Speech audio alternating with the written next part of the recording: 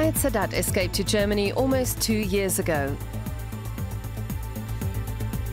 He and his family now live in Falkensee, not far from Berlin. He used to work as a translator for NATO in Afghanistan.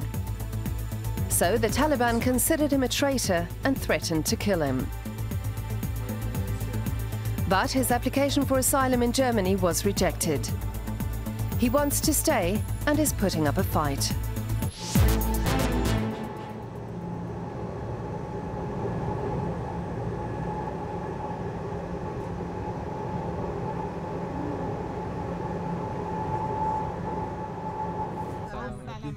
Our first meeting with Sayet and his family took place a year ago. A local German family had invited them to a barbecue to welcome them. Sayet Saddat was full of hope at the time. They come for bring peace in Afghanistan. Why did not want? Once again, one again, one again. A few months later, I unexpectedly receive a message from him. He tells me that his application for asylum has been rejected. He's been told that his story isn't credible. Afghanistan is not my country anymore, he writes. He's appealing the decision. He wants to prove that he has a right to political asylum and has compiled a whole file of documents to support his case.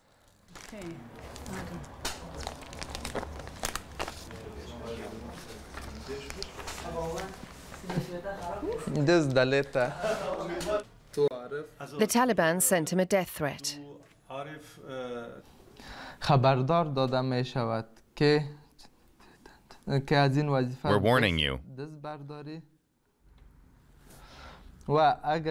Stop working for NATO and work with us instead. Otherwise, it's our duty as Muslims to kill you.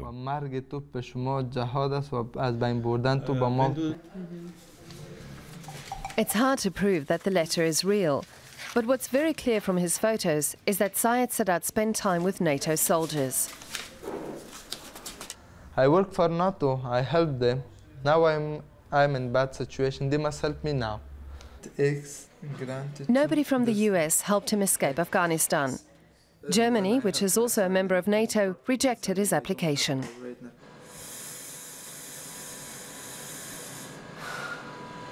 Sayet takes the train to get an appointment with his lawyer in the center of Berlin.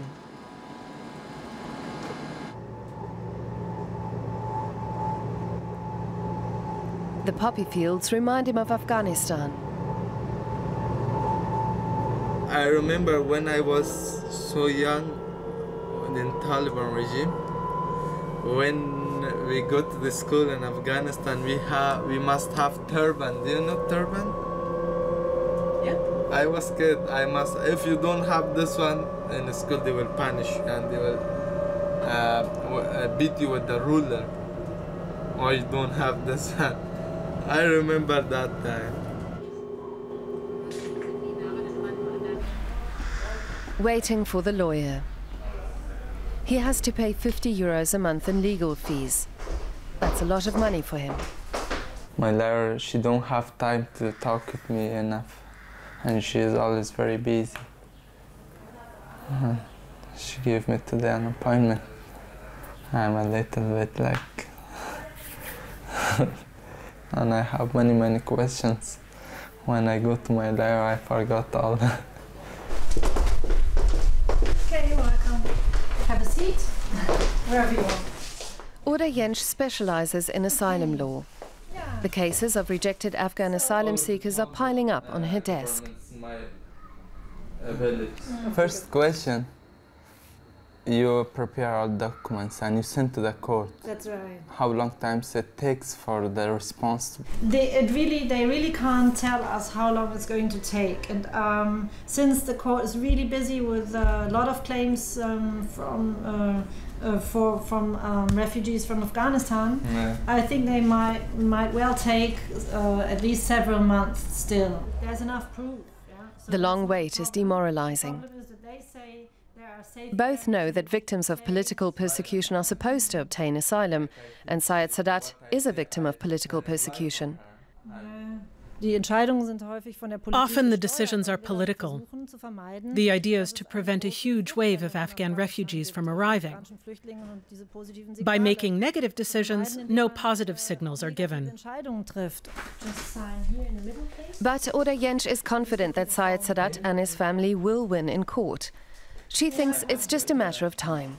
Okay, see you soon and say hello to your wife. Sayet is beginning to lose his patience, however. Back in Falkensee, where he and his family are currently living. Sayet Saddat's wife no longer wants to be filmed. She's aware that images of Western life don't go down well in Afghanistan. But Sayet wants to tell his story. He says he has nothing left to lose in Afghanistan. He really does not want to return. All the time we have a wish, we have a hope to accept in Germany, because my colleagues are all they accept in Germany, they accept in all over other countries. Just only me that I didn't they accept me. I don't know why, for which reason. He never thought his battle for asylum would last so long. After almost 2 years, the family still lives in temporary accommodation. Camera teams are not allowed to film there. But Sayet Saddat sent us his own videos. Hello, this is my sleeping room, where I sleep. Here we sleep. And here my son sleeping, and here my daughter. And sometimes this my the toys for my daughter, and here she playing here. And you know, it's very hard to live like here for 2 years in a room, a small room, and eating, drinking, changing clothes, sleeping, everything in one room. It's very hard and very difficult. But it has the advantage of being safe, so it's not all bad.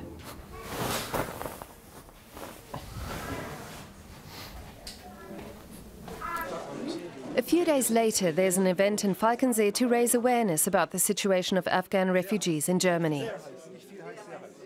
The locals drink Afghan tea, and Sayet Saddat tells his story.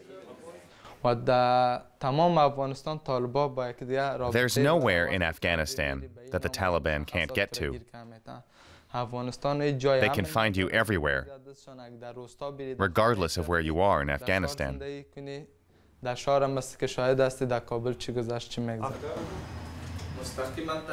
He's a bit nervous. He's never spoken in front of so many people.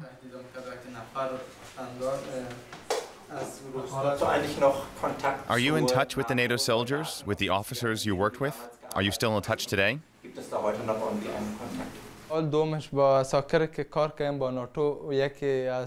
I am in touch with an Italian general whom I worked with.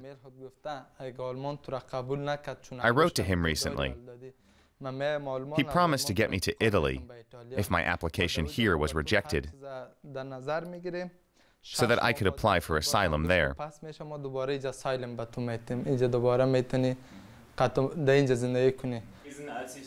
Although he has a plan B, he wants to do everything he can to stay in Germany.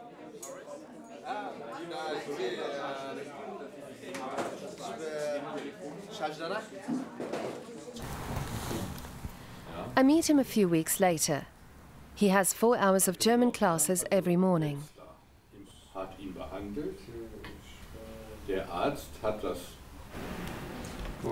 What does stupid day mean?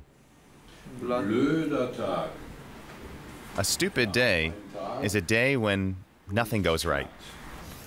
Although he's been learning German for a year, progress is slow. It's very hard to learn Dutch, and everything is different. All the words, the grammars, everything. For everything they have article, and it is very hard to learn. All his Afghan friends on the course received positive news about their asylum applications. He was the only one to get bad news. The day before us, I received an email from my lawyer, and she said My son also rejected his asylum. My son asylum also rejected from BAM. Also, he born in Berlin and also Germany rejected his asylum. His son is 6 months old and was born in Germany. He was rejected on the grounds that there were no concrete threats against him in Afghanistan. Sayet Saddat finds it difficult to understand German asylum laws. Sayet finally sends me some good news. I've got an apprenticeship and I passed my German test, he writes.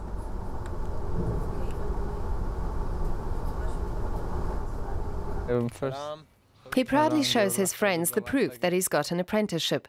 It took him months of effort to get it. Look, people, I've got an apprenticeship. What for? To be a salesman.